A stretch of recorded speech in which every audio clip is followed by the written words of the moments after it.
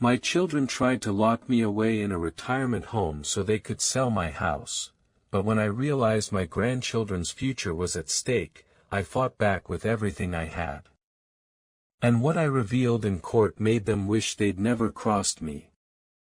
Before we dive deeper, don't forget to subscribe and drop a comment letting us know where you're tuning in from. They thought I was too old to matter anymore. That I could be tucked away in a retirement home, like a coat too worn for the closet. But they forgot one thing: my life didn't start with them, and it sure as hell wasn't going to end on their terms. My name is Harold Whitman. I'm 75 years old. A grandfather of 4, a widower of 8 years, and a man who has lived long enough to bury friends, enemies, and one great love of my life. I was born in 1948, the middle son of a machinist and a seamstress, in a 2-bedroom house in Toledo, Ohio. My earliest memory is of the sound of my father's boots hitting the porch after a 12-hour shift, heavy, tired thuds, but always followed by his whistle of some old jazz tune. My mother would hum along while she sewed at the kitchen table. That's how I learned that a man could be tired, beaten down by the world, and still carry music in him. I enlisted in the army at 18, not out of patriotism, but because college wasn't an option. My father's hands were already ruined by arthritis, and someone had to bring money home. Vietnam took pieces of me, some I can still feel when the weather turns, and some that don't leave scars on the skin but live in the mind. I saw men die, and I saw others fight to live when every odd was against them. That's where I learned my stubbornness, the refusal to let anyone else write your ending. When I came back, I carried a duffel bag, a chest full of medals I never asked for, and a head full of plans. I worked 3 jobs at once: mechanic during the day, security guard at night, handyman on weekends. That's how I met Margaret, my wife, the girl who smelled of lilacs and had laughter that made every bad day tolerable. We built a life brick by brick. We bought a small home, then a bigger one when the kids came along. I built the crib for my daughter with my own hands, carved my initials under the slats where no one could see. I planted a maple tree in the backyard the week my son was born. Life wasn't easy, but we made it beautiful. We didn't take vacations in Paris or Rome. Our vacations were long drives to state parks, fishing trips where we pretended we didn't care if we caught anything, and evenings sitting on the porch, watching the children play tag until the lightning bugs came out. I was the kind of father who showed up. Every recital. Every baseball game. Every school meeting. My paycheck wasn't always enough, but my presence always was. When Margaret got sick, I spent 4 years caring for her. Cancer doesn't fight fair, it eats away not just at the body, but at the dignity. I fed her soup when her hands shook too much. I bathed her when she couldn't lift herself from the chair. I whispered the psalms she loved into her ear when the nights grew too long. And when she passed, something inside me cracked but didn't break.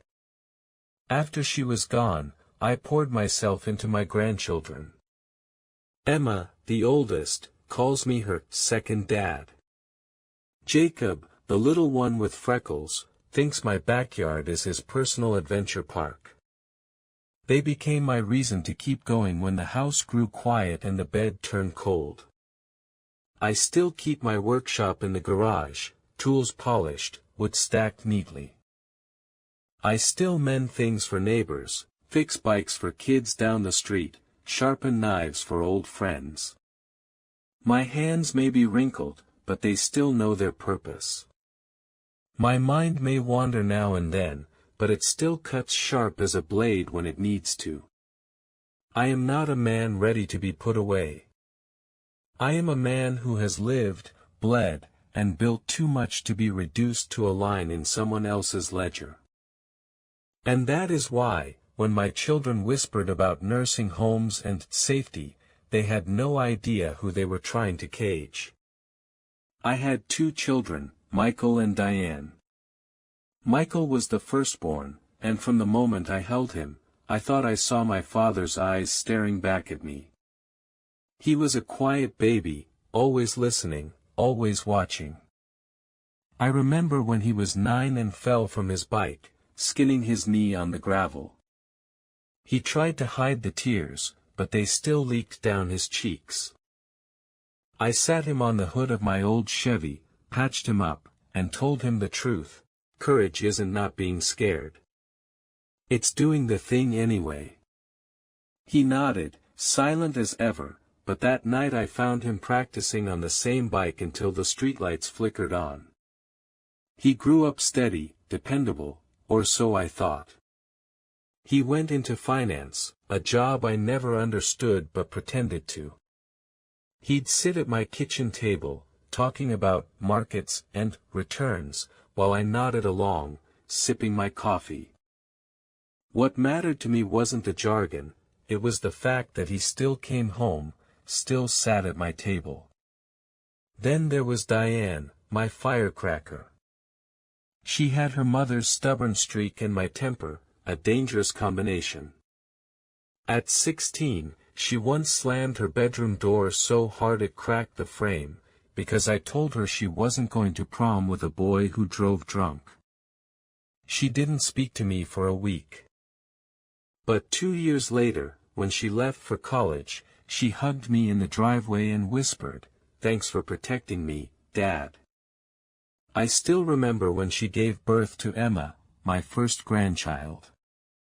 Diane was exhausted, pale as a sheet, but she held the baby up and said, "Meet your new partner in crime, Dad." From that moment on, Emma was glued to me, always begging me to read her stories or help her catch fireflies in the backyard. My children weren't perfect, but they were mine. Every Christmas morning I was the one stringing together dollhouses at 2 a.m., or fixing the batteries in plastic trucks that somehow always died before noon. Every scraped knee, every teenage heartbreak, every milestone, they came to me. And in return, I gave them everything I could. Not just money, though there was plenty of that scraped together over years of double shifts. I gave them time. Time that no one gave me when I was their age. It's the little moments that stay with me now. Michael, age 5, sitting in my lap while I showed him how to tie a proper knot with shoelaces. Diane, 13, dragging me into a father-daughter dance where I stepped all over her shoes but made her laugh so hard she cried. Both of them, grown and gone, still calling me when their pipes leaked, their roofs sagged, or their cars coughed to a stop. I was the one they leaned on. The steady hand. The fixer. Which is why I couldn't understand, at first, how they found it so easy to start calling me a burden. The grandchildren were my second chance at fatherhood, only softer this time, without the weight of bills or the stress of climbing ladders at work. Emma, Diane's oldest, is 15 now, but to me she's still the little girl who once climbed onto my lap with a library book too big for her hands. "Read it, Grandpa," she'd command, and even when my voice cracked, she'd say it was better than the audiobooks because mine had more feelings. Her younger brother, Jacob, has freckles across his nose like constellations. He once handed me a rock from the backyard and whispered, "It's magic. Keep it safe." I still keep it in my nightstand drawer. Every time I open it and see that gray pebble, I remember what trust feels like. Michael's 2 boys, Tyler and Nathan, are whirlwinds of energy. They treat my backyard like it's their personal kingdom. Nathan once asked me, "Grandpa, when you're gone, can I still play here? I smiled and told him, kiddo, this yard will always belong to you. He grinned and ran off, not knowing how much I meant it. They were my reason for keeping the house alive, the swing set, the maple tree, the creaky porch. All of it was theirs to inherit, to remember. And that's why, when I began to hear whispers about safety and retirement homes, I didn't just hear concern for me. I heard a threat to them. To their future. To the roots Margaret and I had planted. It began on a Sunday afternoon, after dinner at Diane's place. I was helping Jacob build a Lego tower when I heard her husband mutter in the kitchen, thinking I couldn't hear. He's getting slower. Did you see how long it took him to climb the stairs? We can't keep doing this forever. The house could pay for Emma's college if we sold it. Maybe it's time to look at a retirement home. Diane didn't answer right away. Then her voice, low and tired, I know. I've been thinking the same. My hand froze midair, a Lego brick dangling between my fingers. Jacob tugged at my sleeve, urging me to keep building. I smiled for his sake, but inside me, something cracked. It wasn't just a plan for my future. It was a theft of theirs.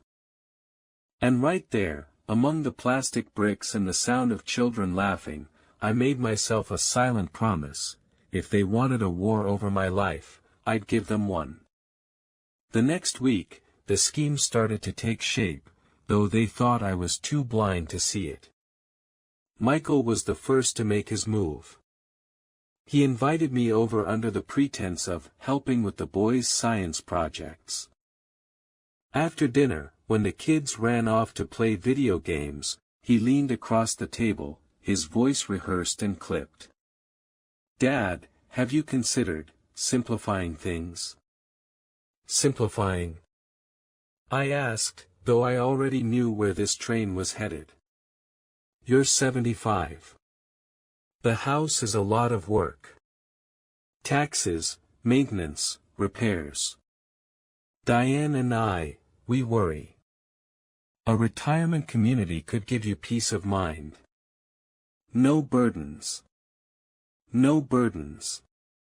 The words clanged in my head like steel doors slamming shut. This from the boy who once cried when I taught him to ride without training wheels, clinging to me like I was his anchor. Now he was anchoring me to a grave I wasn't ready for. I smiled politely and changed the subject, but inside, a part of me howled. 2 days later, it was Diane. She stopped by with Emma, carrying a store-bought pie she claimed she'd baked. After Emma went upstairs to fetch a book she'd left at my place, Diane's voice dropped to a whisper. Dad, you scared me last week when you almost tripped on the back steps. What if Emma had been there? What if Jacob saw you get hurt? You don't want them to remember you that way, do you? She placed her hand over mine, squeezing as if this was a heart-to-heart. But her eyes slid toward the mantel, where Margaret's photograph still stood. I could see calculation behind the concern. She wanted that house, not for me, not even for her kids, but for the dollar signs attached to it. I nodded as though she'd struck a chord, but inside my chest burned with betrayal. For years I'd thought of her as my fiery little girl who once needed me to chase monsters from under the bed. Now she was building new monsters of her own, ones wearing suits and carrying contracts. Even the in-laws joined the chorus. At Sunday dinner, Diane's husband, Peter, poured me an extra glass of wine and said with a smile that didn't reach his eyes, Harold, my uncle's at Willow Creek Retirement. They've got a golf course, a library, even music nights. You'd love it. And just think, you wouldn't have to mow the lawn anymore. I stared at him, remembering how he once begged me for a loan when his startup collapsed.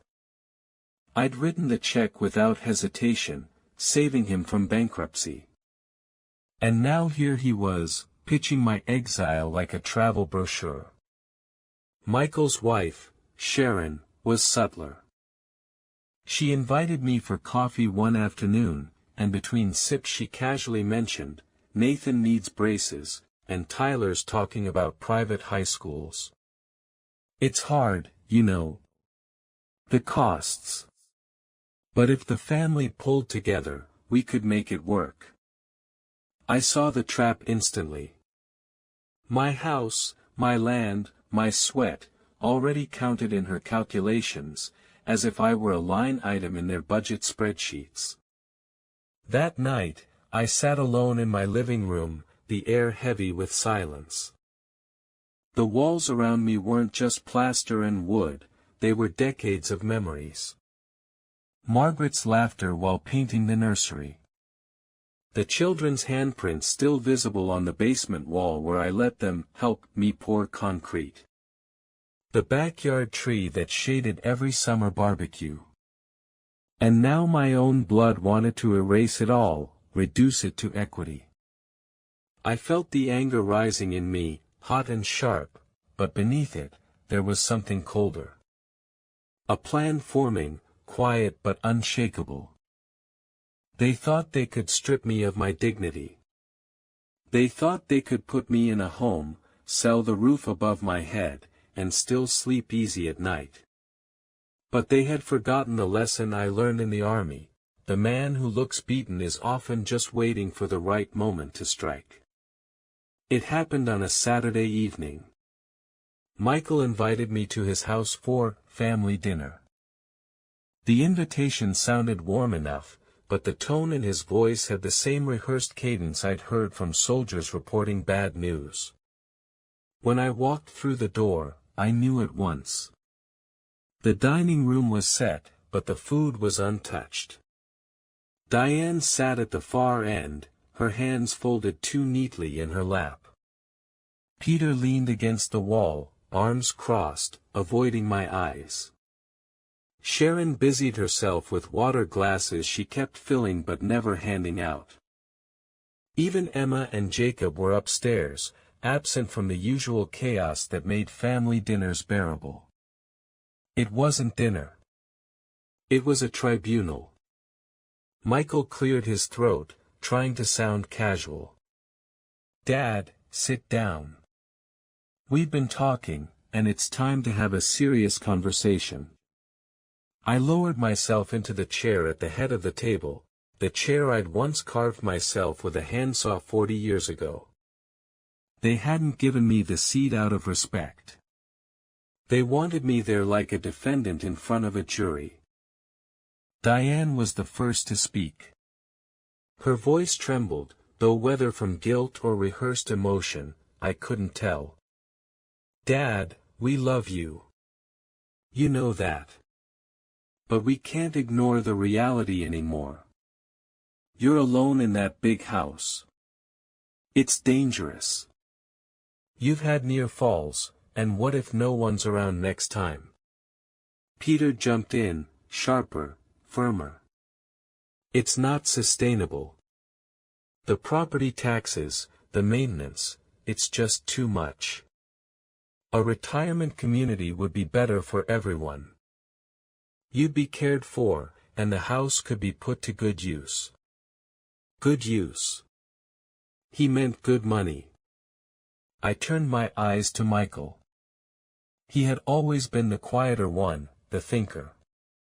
Maybe he'd stop this madness. But he didn't. He leaned forward, his hands clasped together like a banker about to close a deal. "Dad, listen. We've looked at options. Willow Creek has an opening. It's close, it's safe, and it would give you a chance to relax. Diane and I would take care of everything. We'd handle the sale of the house. The proceeds could help with grandkids' futures, tuition, braces, all that. Sharon nodded eagerly, her voice like honey over poison. It's really for the best, Harold. For you. For the kids. For all of us. For all of us. That phrase rattled in my head like a snake's warning. I looked at each of them. At Diane, who once clung to my hand at her mother's funeral. At Michael, who once wept in my arms when he lost his first job. At the in-laws, who I had bailed out with checks they never repaid. And for the first time in my life, I saw them not as children but as strangers. Strangers who had rehearsed their lines, nodded in agreement before I ever walked in the door, and decided my life was theirs to rearrange. My heart thudded, slow but heavy. The old soldier in me wanted to shout, to slam my fist on the table, to demand they remember who I was. But instead, I let silence stretch until it became uncomfortable. Finally, I spoke. My voice was calm, steady, almost detached. I see.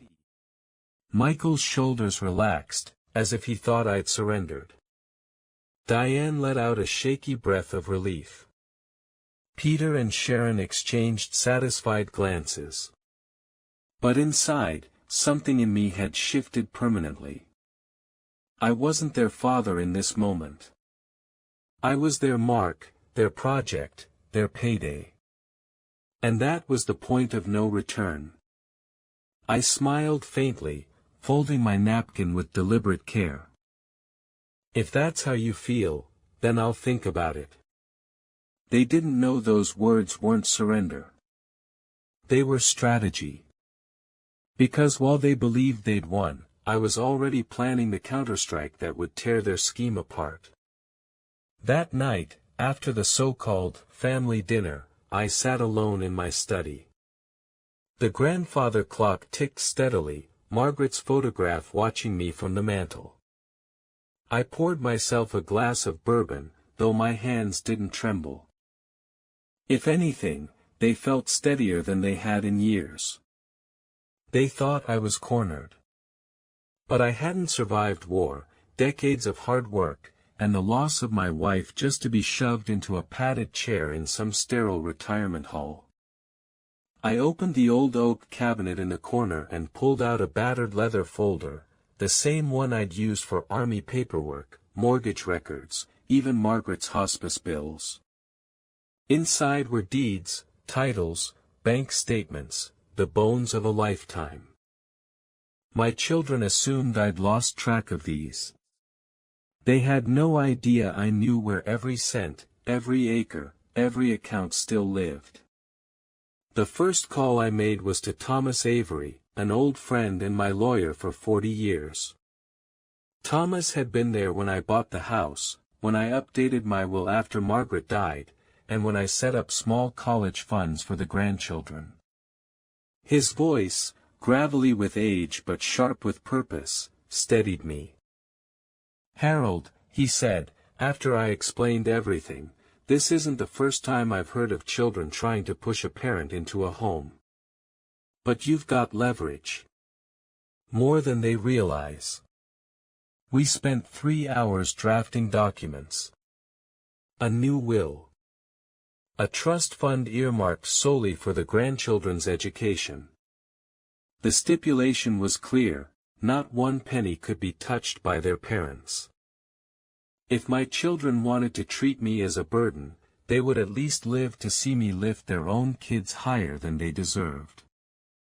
Next, I contacted a realtor I trusted, not one of those flashy sharks who plaster their faces on billboards, but an old army buddy who understood discretion. I asked him for an evaluation of the property and quietly explored options. Not to sell outright, not yet, but to ensure that if push came to shove, I would control every step. At the same time, I began playing my role. I allowed myself to stumble a little more when climbing stairs, to pause longer in conversation as if searching for a word. Let them think I was fading. Let them believe I was pliable. They mistook silence for weakness, but silence was just my camouflage. With the grandchildren, I doubled down on my presence. I helped Emma with her essays, making her promise to always chase her dreams no matter who doubted her. I taught Jacob how to sand a piece of cedar until it shone, telling him, patience makes things last. I took Tyler and Nathan to the park and told them stories about their grandmother, making sure they knew the blood in their veins came from more than opportunists. Every moment with them reminded me why I couldn't yield. My children saw my house as currency. My grandchildren saw it as home. Within 2 weeks, the legal foundation was set. The trust was ironclad, notarized, untouchable. Even if they forced me into a retirement home, the house's value wouldn't pass into their hands, it would go straight into the grandchildren's future. And just in case, I wrote letters. One for each grandchild, sealed and stored in Thomas's office. Letters explaining the truth, that their grandfather hadn't abandoned his home, hadn't surrendered his dignity, and hadn't forgotten his promise. The trap was ready. All I needed now was for them to spring it. And judging by the way Michael kept calling, pressing me to sign retirement paperwork, and Diane's constant reminders about safety, I knew the day was coming fast. The confrontation came on a Wednesday morning. Michael showed up at my house with Diane in tow, both of them dressed as if they were heading to a business meeting. Diane had a manila folder clutched to her chest, Michael carried a clipboard, and the sight of them together felt like a firing squad walking me to the wall. "Dad," Michael began, his tone practiced, "we've made the arrangements. We just need your signature here." He slid a paper across the dining table, the same one where Margaret once served Thanksgiving dinners with her apron still dusted with flour. I didn't even glance at the form. "What is it?" I asked mildly. "Power of attorney," Diane said too quickly. "It just makes things easier for us to manage bills, healthcare decisions, the house sale." Her voice faltered on those last words, but she kept her eyes steady, as if rehearsed.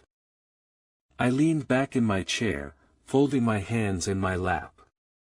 "So you want me to give you control of everything I've built?" "It's not about control," Michael insisted. "It's about protecting you. And the grandkids.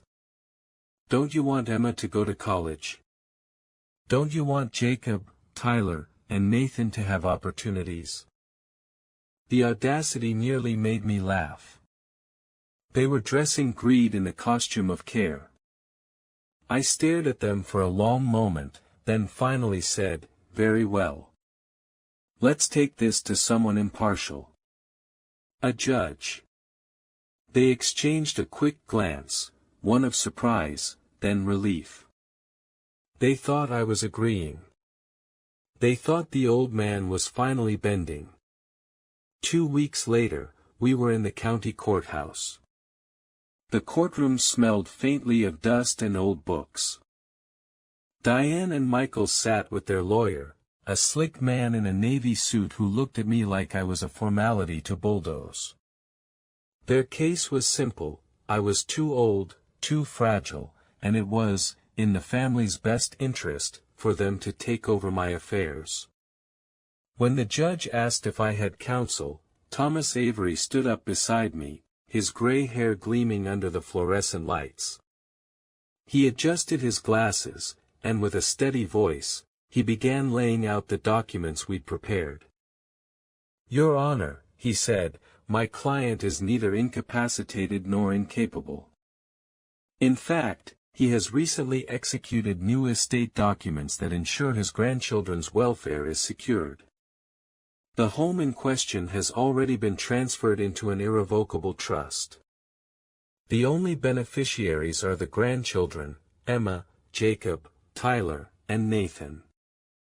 His children, he gestured at Diane and Michael, have no legal claim to the property or proceeds. The silence that followed was deafening.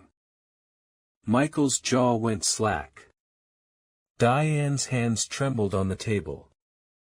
Their lawyer shuffled his papers, flipping pages as if the answer might be hiding between the lines.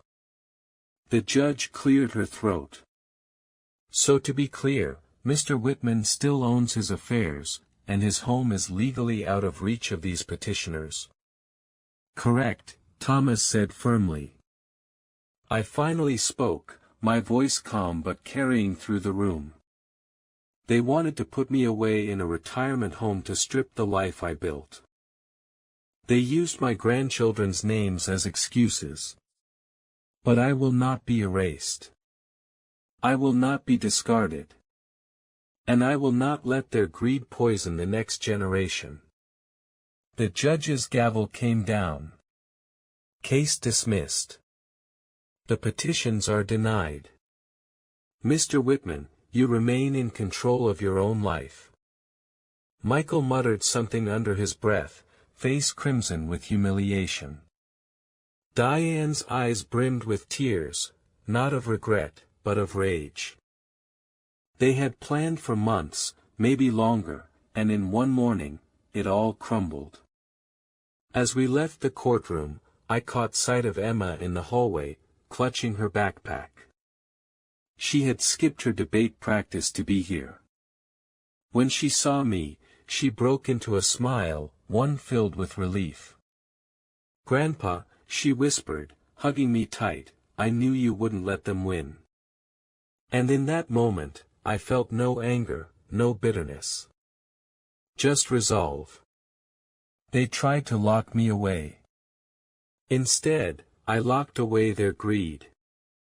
The house, the land, the memories, everything Margaret and I built, would live on not through them, but through the grandchildren who still knew the meaning of love and legacy. As for my children, they had chosen their path. And I had chosen mine. A week after the courtroom battle, I was back on my porch.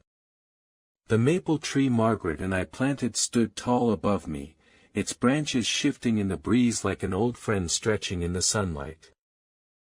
Emma sat on the porch steps with a notebook, scribbling down ideas for her college essays. Jacob ran circles in the yard chasing fireflies, laughing until he tripped on the grass. Tyler and Nathan were sprawled on the swing set I'd built 20 years ago, arguing about who would push first. The house behind me creaked with its familiar sounds, the pipes humming, the floorboards settling, like it was reminding me that I still belonged here. I leaned back in my chair, feeling the weight of everything. Not the weight of years, but of decisions. My children had tried to reduce me to a signature, a sale, a problem to solve. They forgot I was more than their father. I was a man who had built, endured, and protected. I thought of Margaret. She used to sit in this very chair, shelling peas into a metal bowl while humming a tune from her childhood. I closed my eyes for a moment, almost hearing her voice in the rustle of the leaves. "Take care of them," she'd said on her last night. And I had. Not in the way our children wanted, but in the way that mattered most. The grandchildren would grow up with opportunities secured, with a home that held their roots. And one day, when they sat here long after I was gone, they'd remember not just the swing sets or the stories I told, but the choice I made, to fight for them when no one else would. I took a deep breath, the evening air cool in my lungs, and let a smile cross my face. They thought they could lock me away. Instead, I left a legacy no lock could ever touch. And for the first time in years, I felt truly at peace. Hello everyone, and thank you for watching. I truly hope you enjoyed listening to this story as much as I enjoyed creating it. If you did, please consider liking the video and subscribing to the channel to help support the creation of more stories like this. Have a great day or evening.